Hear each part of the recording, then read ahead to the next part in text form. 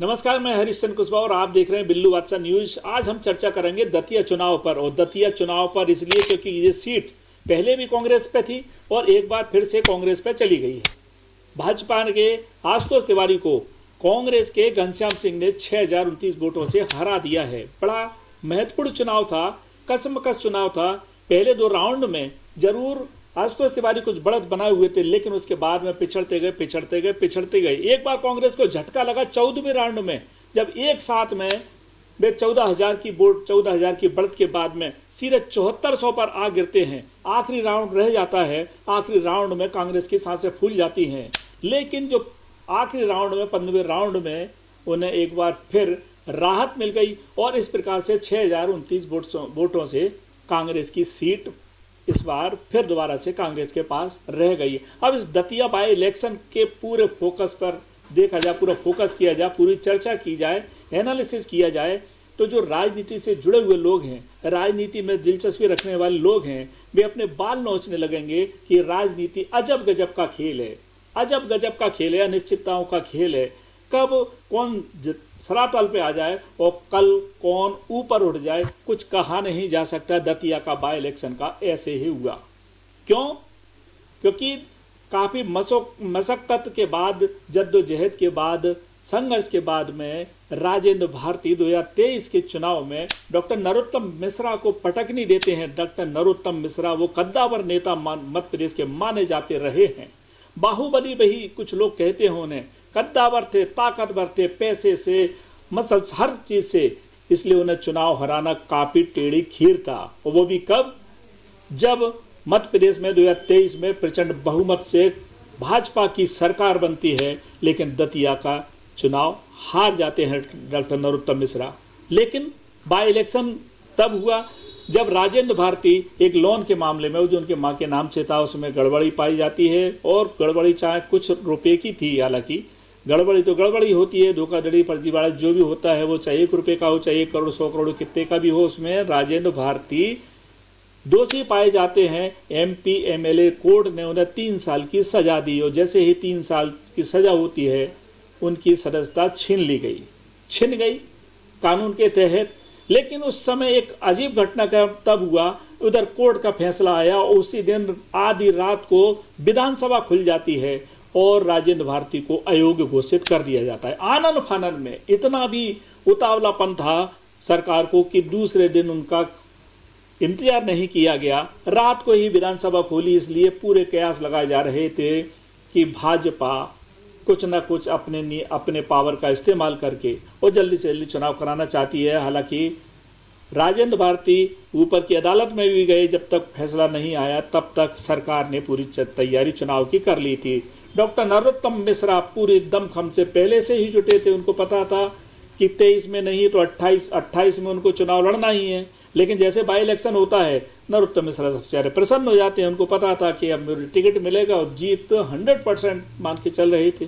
उधर राजेंद्र भारती इस बात से थे संतुष्ट के शायद कोर्ट से राहत मिल जाएगी। कोर्ट से राहत नहीं मिली तो पार्टी उनकी पत्नी को या उनके बेटे को टिकट दे देगी और सहानुभूति के लहर में वे दोबारा से चुनाव जीत जाएंगे। लेकिन समीकरण, राजनीति, अनिश्चितता का खेल, अजब गजब का खेल कब होता है? जब भाजपा ने डॉक्टर नरोत्तम मिश्रा का टिकट काट दिया। सुने ना, डॉक्टर नरोत्तम मिश्रा का टिकट काट दिया और आशुतोष तिवारी को टिकट दे दिया। इससे भूचाल आ गया, पूरी दतिया में हंगामा मच गया, धरना प्रदर्शन शुरू हो गए। डॉक्टर नरोत्तम मिश्रा के समर्थकों ने काफ़ी विवाद हुआ, काफ़ी झगड़े, हाईवे भी जाम किया गया। उधर राजेंद्र भारती का टिकट चूंकि उन्हें नहीं मिलना था, लेकिन उनकी पत्नी या उनके बेटे को टिकट नहीं दिया गया। उनके स्थान पर घनश्याम सिंह को टिकट दिया कांग्रेस ने। उधर दामोदर यादव आजाद समाज पार्टी से अड़े हुए थे और दमखम से लगे हुए थे। जैसे जैसे चुनाव में परवान चढ़ता है, प्रचार प्रसार जोर पकड़ता है, भारतीय जनता पार्टी के मुख्यमंत्री डॉक्टर मोहन यादव, उनके मंत्रिमंडल के 31 सहयोगी, लगभग 100-125 विधायक पूरी उसमें ताकत से जुट जाते हैं। इधर जीतू पटवारी, पूर्व मुख्यमंत्री दिग्विजय सिंह और कांग्रेस की टीम उसमें चुनाव प्रचार में अड़ जाती है, लड़ने लगती है। दामोदर यादव भी ताल ठोक रहे थे, मजबूती से काफ़ी समय से प्रयास कर रहे थे, मेहनत कर रहे थे।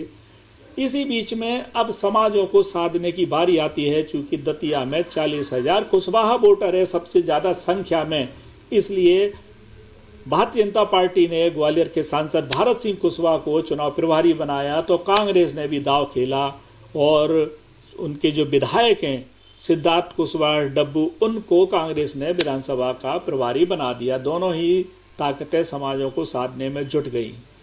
नरोत्तम मिश्रा और राजेंद्र भारती, अब यहाँ देखिए बड़ा इंटरेस्ट कायम होता है। चुनाव आशुतोष तिवारी और घनश्याम सिंह के बीच न रहते हुए अप्रत्यक्ष रूप से बात करें तो राजेंद्र भारती और नरोत्तम मिश्रा के बीच आ जाता है।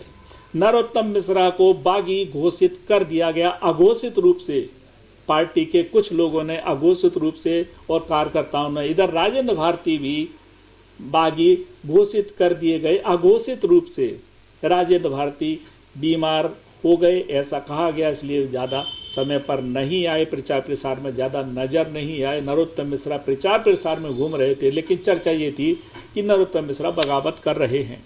इधर भाजपा में बगावत, उधर कांग्रेस में बगावत, और दोनों प्रत्याशी अपनी अपनी ताकत से अड़े थे।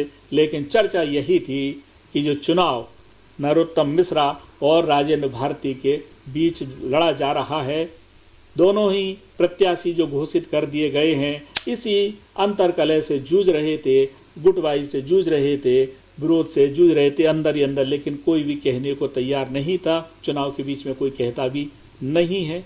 चुनाव इसलिए ज़्यादा और इंटरेस्टिंग हो गया।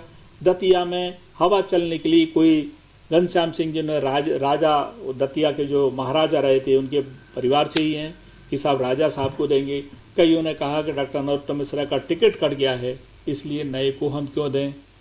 इसी बीच में चलता रहा पूरा प्रचार अभियान, जोर पकड़ता गया। आखिर जैसे ही वोटिंग होती है, चुनाव मतदान हो जाता है, तो मतदान होने के बात करें 3 अगस्त को काउंटिंग है और 2 अगस्त को राजेंद्र भारती को पार्टी ने निलंबित कर दिया। उन पर गाज गिर गई, भीतरघात की गाज गिर गई। नरोत्तम मिश्रा पर अभी पार्टी ने कोई एक्शन नहीं लिया है, लेगी या नहीं लेगी ये अलग बात है, लेकिन कांग्रेस ने एक्शन ले लिया और राजेंद्र भारती को निलंबित कर दिया गया।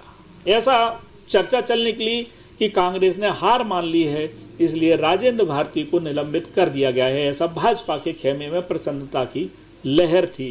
खैर, मतगणना होती है आज 3 अगस्त को, और सुबह से ही भाजपा पूरी तरह से आश्वस्त थी कि सीट हम जीतेंगे। उधर कांग्रेस के घनश्याम सिंह पूरी तरह से आश्वस्त थे कि हम जीतेंगे। लेकिन धीरे धीरे ये काउंटिंग होती है। पहले 2 राउंड में आशुतोष तिवारी बढ़ पाते हैं, उसके बाद में पिछड़ते जाते हैं। 14वें राउंड में एक बार सिर्फ 5-7 हज़ार वोट कम होते हैं। उसके बाद घनश्याम सिंह को ऐसा लगने लगा कि ऐसा नहीं हो कि मैं हार जाऊं, लेकिन 15वां राउंड जो आखिरी था उसमें भी 6029 पर आकर टिक जाते हैं। अंतर 6029 पर टिक जाता है जीत हार का। उधर दामोदर यादव ने भी पूरी दमखम से चुनाव लड़ा और 23,000 वोट पाकर वे प्रसन्नचित्त हैं। हालांकि हार गए, लेकिन उनका कहना है कि 23,000 वोट मिले हैं, ये उनके लिए बड़ी बात है और आज़ाद समाज पार्टी के लिए बड़ी बात है। खैर, राजनीति अजब गजब का खेल है।